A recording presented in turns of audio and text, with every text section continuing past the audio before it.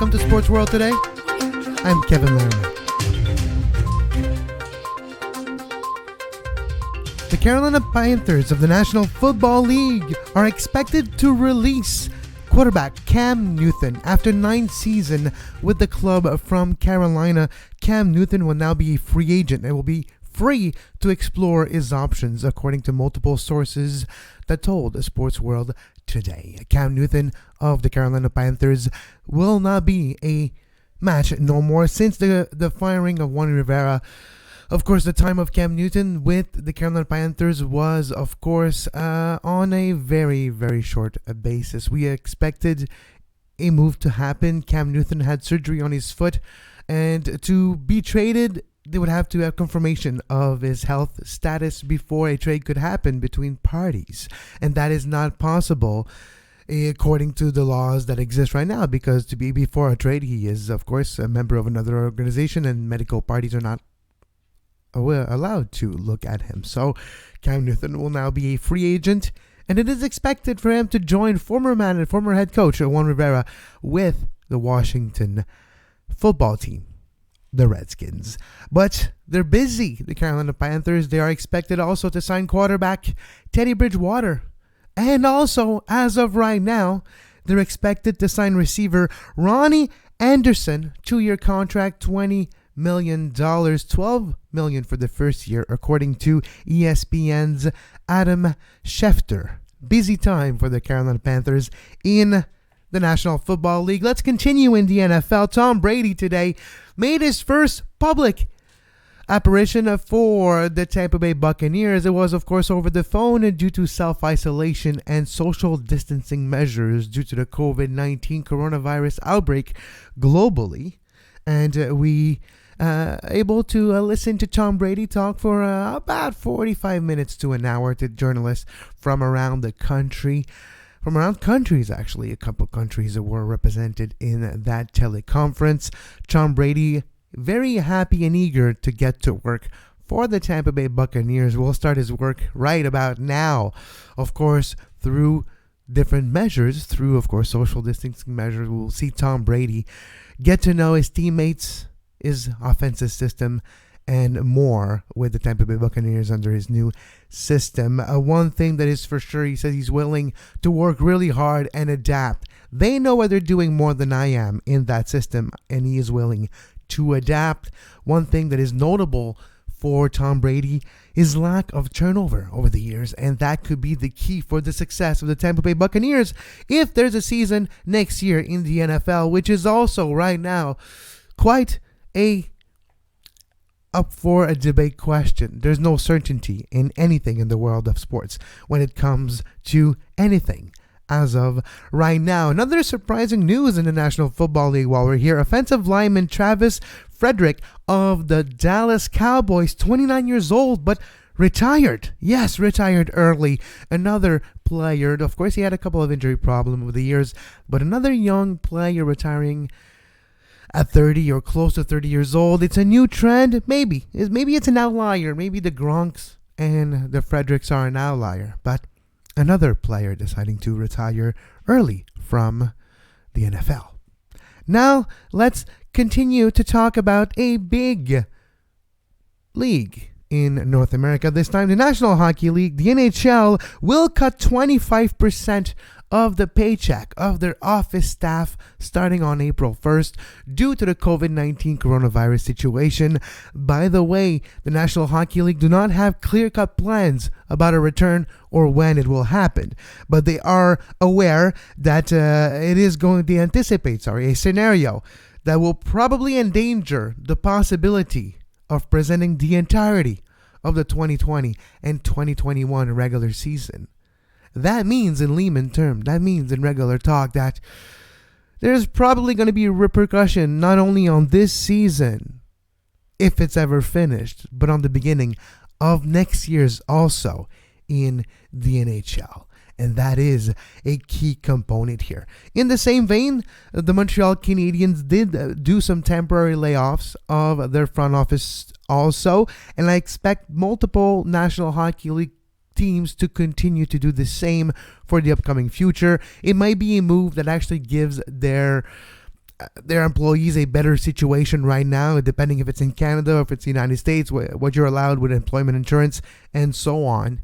This could be a good move for the employees themselves, but the Canadians are one of the first teams in the National Hockey League to do so, and I do expect more teams in the NHL to do the same, to temporarily lay off employee. And hopefully everyone that is affected by COVID-19 that is laid off is able to keep positive. We can and we will pull through this thing together.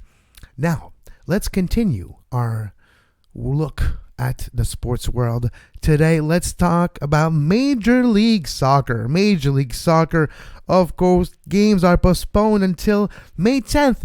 2020, according to the CDC, that is the Center for Disease Control's guidance.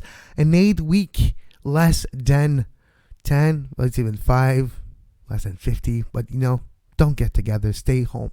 The lack of possibility of having sports taking place with an amount of person underneath 10, underneath 5, will, of course, make sure that there's no games in Major League Soccer until May 10th. Now, it is expected by multiple parties for that date to be postponed. But as of right now, the training moratorium that forbids team to hold training sessions, public ones, at least group ones right now, that moratorium lasts until Friday, March 27th, this Friday. And it is, according to multiple sources in both parties, it is expected that this training moratorium will be postponed for another week, and so on and so forth, until it is possible for all teams to resume training and training sessions in a safe fashion regarding to the social distancing measures in North America. If we're just looking in Quebec, it is where I am from Montreal, and we are in the Montreal SPN studios right here in my self-isolated studios. If you look at the Montreal, 3 weeks, it's a minimum of 3 weeks right now, no gathering whatsoever. So you're looking at a minimum of 3 weeks also that no training could take place, at least on a group level. So league-wide, it's not going to happen until every team has that clearance, according to a couple of sources. So expect a weekly moratorium extension to happen. Pretty much, I expect it to happen tomorrow, and it will continue to happen in the next few days for the training moratorium in Major League Soccer. By the way, if you are listening to this live tonight, Major League Soccer on their different platforms, YouTube and on their website, they are re-airing great games of the past MLS Classics. Tonight, it's Montreal-Toronto Eastern Conference Finals in 2016. There's great games that were published a couple days ago, and there's great games that are going to be published in the next few weeks. And I do suggest that if you miss your soccer and you miss your games, watch old games that you don't know the result. Watch games before you became a fan, if that exists. If you're an old fan, watch games that you don't remember. Watch games that you were too drunk in the supporters section to enjoy, at least to remember, and maybe you can enjoy it differently now. So those were the Major League Soccer and soccer news. Also, a couple of new signings for a couple of teams in the Canadian Premier League. Atletico Ottawa signed a new player today. For more, you can find great work by John Molinaro and his editorial team at canpl.ca. Also, One Soccer, you can find great commentary and great Twitch reporting right now as we're all self-isolated. Twitch Hangout is a thing, and you can find more on One Soccer also if you're missing your Canadian soccer content. Now, let's talk about Major League Baseball. Major League Baseball, big breaking news as of right now. We do have, unfortunately, for the Mets and Noah Syndergaard, a bad news regarding Noah Syndergaard. He needs Tommy John surgery. He requires Tommy John surgery. That is according to ESPN right now. After an ACL tear on his pitching arm, Noah Syndergaard of the New York Mets will require a Tommy John surgery. That will probably mean that if there is a 2020 Major League Baseball season, he will miss the entirety of this season for the Mets and maybe not even be able to come back for 2021, at least maybe not in time for the spring season, if there is a spring training in 2021. one. As we talk about baseball in Noah Syndergaard, a couple of things I want to mention to you. If you miss baseball, if you miss watching your baseball games, the 2018 entire season and the postseason also, same for the 2019 postseason and regular season, all games, every single games are available to watch right now on MLB.tv for free. You don't even need a paid subscription. You can just log on now and it'll be free to watch the 2018-2019 games. Every single game, every pitch, every catch, every slide, every home run, every dinger. My name is Al. I hit dinger. Watch it. 2018-2019. MLB.tv. And that's a free plug, Major League Baseball. I'm so bored without my sports, I cannot stop watching old sports. And you can watch that on MLB TV. Speaking of MLB TV, an article that is available on MLB.com right now talking about baseball movies. But you know, we all know the Bull Durham, the Field of Dreams, the Sandlot. We all have seen these movies and it's all great. But this COVID-19 world, we need something a bit more funky, a bit more weird, a bit more surreal. And there's a great list here that was comprised by Michael Clare, and it was published yesterday on MLB.com. A very weird baseball top 7 here to watch during your free time in this COVID-19 reality. It starts with Battlefield Baseball, a weird post-apocalyptic type of movie about baseball. That's awesome. A movie coming from 1951 called Rhubarb. Ever get mad at your team's front office for making a trade you didn't like? Could you still be so angry if your team was owned by a cat? Not only is there nothing in the rulebook saying a dog can't play baseball, but no one has even tested whether a feline can own a baseball team. The film follows the fictional Brooklyn Loons owned by the eccentric Thaddeus J. Banner. When Banner dies, he leaves the team to his pet Tabby. Naturally, this upsets plenty of people, including the players, but wouldn't you know it, the Loons end up going on a winning streak with a cat at the helm. This is a perfect movie to watch while cuddled up with your own furry little pal, and the two of you can watch in awe when Leonard Nimoy appears in an uncredited role. This seems like a great movie to watch, and I cannot wait. Let's continue this list from MLB.com. Mr. Go 2013. Do you need to know anything more than this exceedingly simple premise? Homer bashing gorilla leads team to massive winning streak. I mean, come on. Plus, Mr. Go was licensed by the KBO. So we've got the real Korean teams, including the Doosan Bears, who honestly should have rebranded as the Gorillas after this movie came out. That seems like a great movie, Korean made, about baseball. Come on, what's not to like? The next one, I'm actually iffy about if I need to talk about it, but let's talk about it. This is the levity section of Sports World today. Twilight 2008 is apparently a baseball movie, but Mike, that's of course the author of this article, Michael Clare. I hear you're saying this isn't a baseball movie. This is a sappy teenage vampire werewolf romance movie, which is fair, but ignores the fact that there is a full 6-minute baseball scene in this bad boy. And when you think about it, how much baseball is really in those other romances? Bull Durham or For the Love of the Game? How many minutes of baseball action are necessary for something to be considered a baseball film anyway? That's interesting. An interesting point, Michael Clare, writer for MLB.com. Let's continue this top 7 list. Night Game from 1981. This one I want to see. Rejoice, Jaws fans, because Roy Scheider is back to save the day. This time, he stars as Detective Mike Seaver, who must find a serial murderer on the loose in Houston. But get this, the villain only strikes after the Astros win games. Started by fictional Astros pitcher Silvio Barreto. According to Wikipedia, Barreto was based on a combination of real-life pitchers Bob Knepper and Juan Agosto.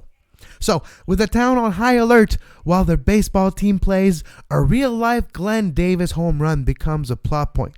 How many Oscar winners can claim that? So I guess that movie actually won an Oscar. That actually sounds like a good watch. Night Game from 1989. Let's continue quickly. The Battery from 2014 seems another good choice, but this one might take the cake. Body Bags from 1993. Out of all the films on this list, this is the one you're most likely to see showing at a midnight screening somewhere. Why? Because the anthology of 3 shorts features John Carpenter playing a Tales from the Crypt-style host as an undead coroner. For our purposes, we'll skip ahead to the third and final short, directed by genre legend Toby Hooper. That stars Mark freaking Hamill, like Mark, I am Luke Skywalker, Hamill, the Joker, Hamill, Mark Hamill, the Joker, of course, in the animated series, Batman. Mark Hamill as a ball player with everything ahead of him. He's in the midst of a hot streak that put on him on the cusp of reaching the big leagues, and he's got a baby on the way. Unfortunately, he loses his eye in a car accident, and all those plans seems dash. Fortunately, there's an experimental eye transplant ready to get him back on the path to a big league stardom. Only problem, the eye belonged to a serial killer. Who will win out? Hamill's star on the rise self, or the murderer's soul fighting for control? Pop this one on when the hour grows late, but be careful not to scare yourself silly. That's a good recommendation. Thank you, Michael Clare. This article is on MLB.com, and it is a good movie suggestion after we've watched Baseball by Ken Burns on a loop for the last 5 weeks. Let's talk about the National Basketball Association, the NBA. This is fresh off NBA.com. Michael Jordan, voted most clutch player in NBA history. Also, Justin, water is wet. Yes, water is still wet. And also, the COVID-19 is still happening. So, Michael Jordan, the most clutch player, water is still wet, and COVID-19 still happening. The voting results of fans on an NBA.com poll are like this. Michael Jordan with 28% of the vote for the most clutch player of all time in the NBA history, followed by the late Kobe Bryant with 18%, Kawhi Leonard at 16%, LeBron James with 9%, and Larry Bird with 8%. Other choices included the likes of Reggie Miller, Magic Johnson, Robert Horry. Voters were also given the option of submitting a write-in ballot. Submissions included Stephen Curry, Kyle Lowry, and Steve Nash, among many others. That is the NBA.com clutch player voting that happened. Also, COVID-19 is a big part of what's happening right now in the NBA. The NBA has been postponed until further notice, and the latest teams to actually have some cases in the NBA. We've seen a few over the weeks, but this one is on Thursday, March 19th. The Lakers 2 and the Celtics 1 announced that players have returned positive tests for coronavirus. We've seen the Sixers and the Nuggets before that with members of their organizations, and member of the 76ers, also 3, returned positive test for COVID-19. We'll have more details when new information becomes available by the NBA. As of right now, there's no date, no nothing. It is also expected that the NBA will resume play behind closed doors before starting to accept fans at regular games once again. Of course, the story of the day, though, is the postponement of the Summer Olympics. Tokyo 2020 is no more. Well, I guess it would still be. The branding of the Olympic Games will not change. The logo, everything surrounding Tokyo 2020 except the date will not change. The dates will change. We'll see about the venues. Some venues will need to be readjusted. The Olympic Village are going to be condos that are already sold. So there'll be some delays here. Sorry, new condo owner. You're not getting your damn condo till 2022. And that's unfortunate. Blame COVID-19, but that's the way it's going to be. The Tokyo 2020 Organizing Committee with the IOC have announced earlier this morning that the Tokyo 2020 Olympic Games will be postponed. A date is not set yet. I guess the next 4 weeks will be used to set that date. The 4 weeks that were talked about yesterday. And by the way, if you are an Olympic fan, I suggest to you the Five Rings podcast, our very own Olympic podcast, the longest running Olympic podcast in the entire planet. And yesterday we had an Olympian on the show, Evan Dunphy, world race walk medalist, finished third in the 50 kilometers in Doha. And if this race would have lasted for one more kilometer, probably would have won the damn thing. He was so quick in the last 5 kilometer. Fast finishing Evan Dunphy was the title of his pictures, of course, from that great race in 2019 in Doha, Qatar. But Evan Dunphy was on the latest edition of the Five Rings podcast talking about Canada's decision to not send any athlete, which started the whole pressure mounting operation on the International Olympic Committee. The IOC did also receive Australia's decision of not going, at least maybe not publicly, but behind the scenes it has become known since Monday morning that Australia has decided not to go to 2020 if Tokyo was not going to be postponed. They did mention it to their athletes and then mention it to the IOC that they were thinking of following Canada. Poland also followed suit, which led to other federations deciding to change their stance and do put pressure on the IOC, which ultimately led to their announcement of the postponement of the 2020 Olympic Games to a later date that could go all the way to summer 2021. Now, the decision of when that date will be taking place, I believe the 4 weeks that were talked earlier this week as deadline might be used to set an actual date for the Olympics. Hopefully 2021 is the actual, I would say, ideal solution for the Olympic Games. Sebastian Coe, president of the World Athletics Federation, as mentioned, they are willing to move the World Championship that was supposed to be held in 2021. That is not a problem. They're willing to give all the space needed to the Olympic Games.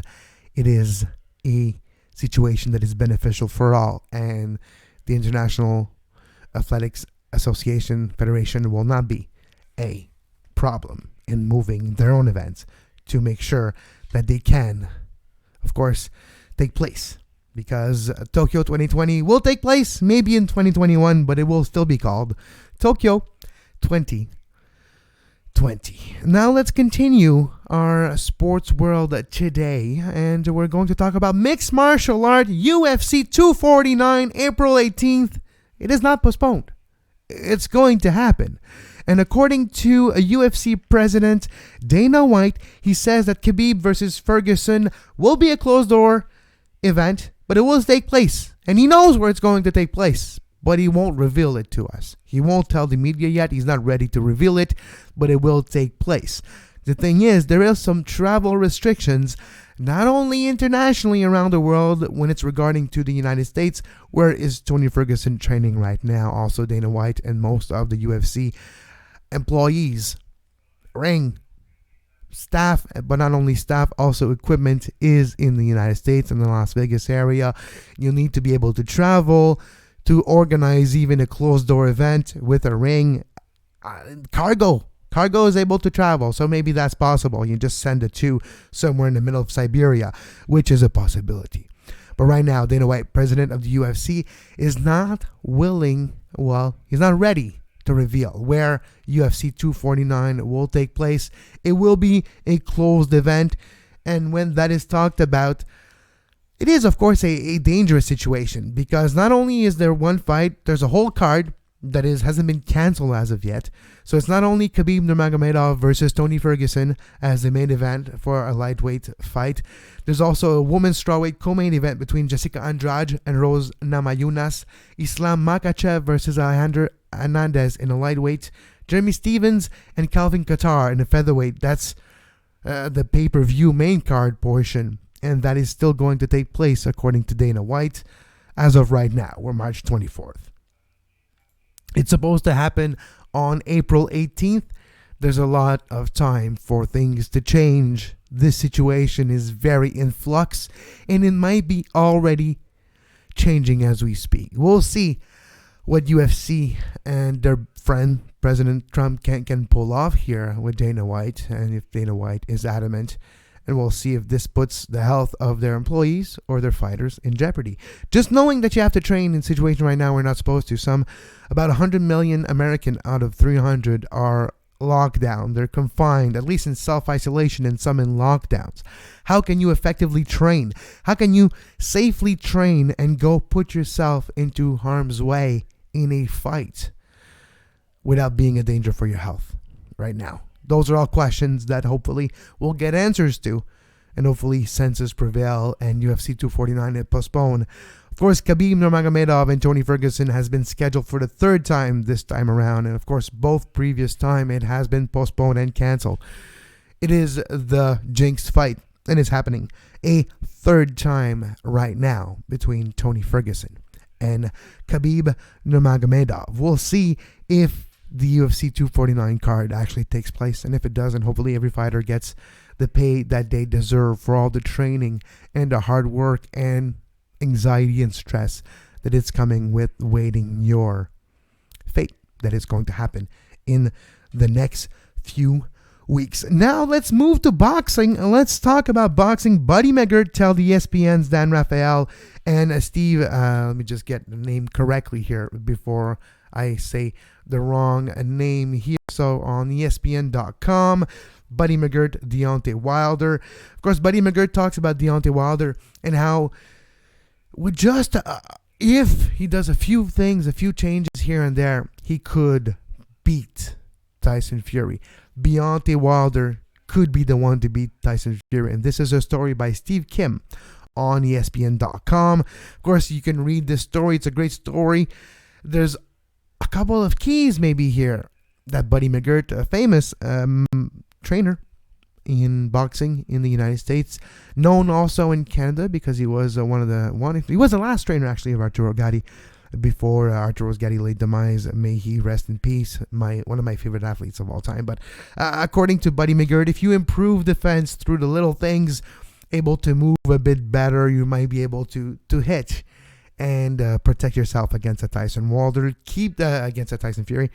Keep the distance and disguise the right hand so you can hit it more efficiently and maybe finish a Tyson Fury with him. Show him what you want him to do. That's the trainer. And that's one thing maybe Deontay Wilder needs to evolve in his training personnel and have people that can show him what they want and not just tell him. Those are all great advice. And you can find more on this article by Steve Kim on ESPN.com. Speaking of boxing, I was going to say one of the best boxing reporter out there, but let's face it, let's call a spade a spade. The best boxing reporter out there, Dan Rafael, has a great summary of the effect, all the ramification of COVID-19 to the boxing world. It's how the coronavirus pandemic is affecting boxing. It's a great read that you can find on ESPN.com. I do suggest you do so. Boxing is one of these sports that seems to be starting a resurgence right now, and it is great to see. It is, in my opinion, an important part of the sports world, and it needs to be there. It needs to be there. I love boxing. There's a lot of boxing history in my city here in Montreal. There's a lot of history of boxing in North America. And we have time to watch documentaries and movies and stuff right now. So I have a suggestion for you also talking about boxing. It's a movie called The Real Rocky. It's a 30 for 30. It's on ESPN Plus. The 30 for 30, they're all on ESPN Plus. So if you are in the United States and you have a way to watch ESPN Plus in the States, which of course you can. In Canada, that's another way, but you can too if you know what you're doing. Great documentaries, 30 for 30, but this one on The Real Rocky, the story of, let me just get his name right, Chuck Wepner, which actually went almost 15 full rounds against Muhammad Ali. He did knock him out down in 1975. To this day, March 24th, 1975. How about you watch that 30 for 30 documentary? You can actually watch the entire fight also. The entire fight is on YouTube. Chuck Wepner versus Muhammad Ali, March 24th, 1975. Great boxing lesson. The character of Rocky is loosely a bit based on Chuck Wepner, but there's a great movie also that it with Lee Schreiber that came out a couple of years ago, 2-3 years ago, I believe, or it's out right now. You can probably find a way to watch it now. It's called Chuck. But the history of Chuck Wepner and how fame and a young Sylvester Stallone was inspired by this story that led to one of the best sports movie to ever be made. and then a few franchise, and then a few good ones, a few bad ones, and a couple of good ones after that too. But that was our boxing segment for today on Sports World. Today we're going to finish the show talking about Formula One Motorsports. We're always going to have a motorsports segment here on Sports World today. And our motorsports segment is going to be about Formula One. Every Grand Prix so far of the season has been cancelled all the way to the Montreal Grand Prix. But it was announced today that as of right now, as of March 24th, 2020, the Montreal Grand Prix is maintained. The Montreal Grand Prix will be the first Grand Prix of the 2020 Formula One season if things are to stay the same. If we're not getting worse, the Montreal Grand Prix would be the first F1 Grand Prix in the 2020 season. So that's positive. Hopefully it stays like this for my city here in Montreal. We're talking about a big economic boost for the city if it's the case. And it might be perfect timing when the restart of the restaurant business, the hotel, hospitality industry, restarting. Big party, everyone gathered in Montreal. Come on, we're in. Come on in. Turn up. It's going to be lit. And F1 Grand Prix Montreal could be the big party this city needs, this country needs, this world needs. Could be one of the big sporting events to start this summer if this is the case. We'll see if it continues that way. Maybe if the outbreak becomes even more troublesome, maybe it will be postponed as well. But as of right now, the Montreal F1 Grand Prix is maintained. I hope you enjoyed the debut edition of Sports World today. My name is Kevin Laramee. You can follow me on Twitter at Kev Laramee. You can find the podcast version of this show on our website, sportspodcastingnetwork.com, and anywhere you get your podcast in the coming few days, look for Sports World Today. Until then, we thank you for listening. We are listener supported, and you can support us by going to our Patreon page at patreon.com/sportspodcastingnetwork. But as always, until next time, be safe and enjoy your sports.